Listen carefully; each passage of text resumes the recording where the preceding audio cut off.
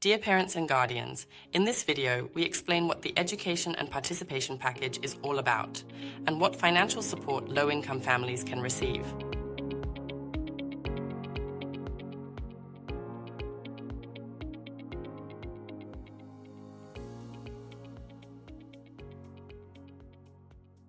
My name is Lara Schaefer and I work as a working student at Mandela Childcare in Magdeburg.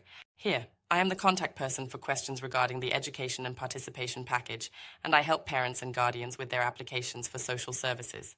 Education and Participation, also known as BUT, is financial assistance for children, teenagers, and young adults from families that have limited funds.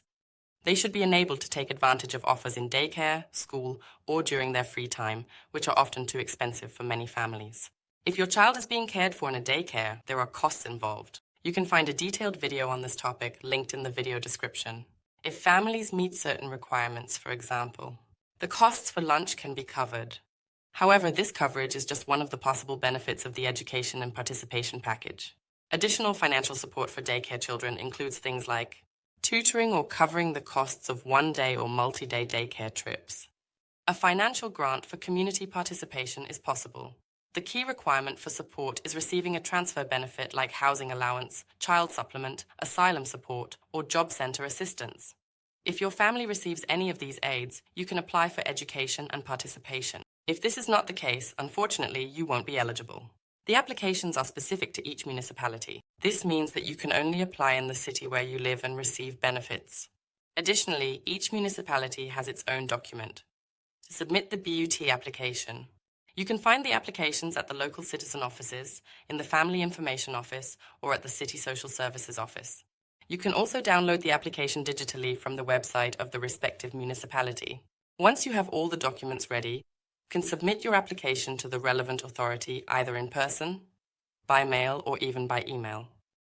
Processing the applications can unfortunately take some time, which is why you should act as early as possible. If you haven't submitted an application for past months yet, you can still do so later. However, it's important to mention that not every retroactive application will be approved, because depending on the benefit notice, there are different rules for retroactive applications. It's best to talk to your responsible caseworker here to be on the safe side. If approved, you'll receive a letter sent to your home. This letter contains a BUT number. It needs to be submitted to the kindergarten or the food provider as soon as possible.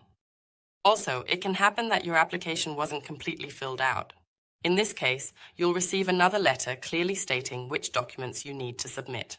If you change your address or your kindergarten, please inform the respective office immediately. If your application is approved, it will only be for a specific period.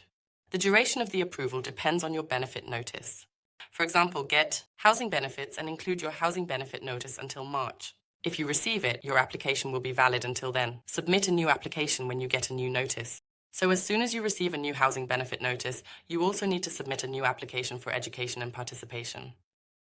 In summary, the Education and Participation Package includes various benefits aimed at enabling the participation of children, teenagers, and young adults in social life. In particular, covering the costs for lunch and for one-day and multi-day trips can be a relief for families with kindergarten children. For issues related to the topic of education and participation, there are different points of contact depending on the municipality.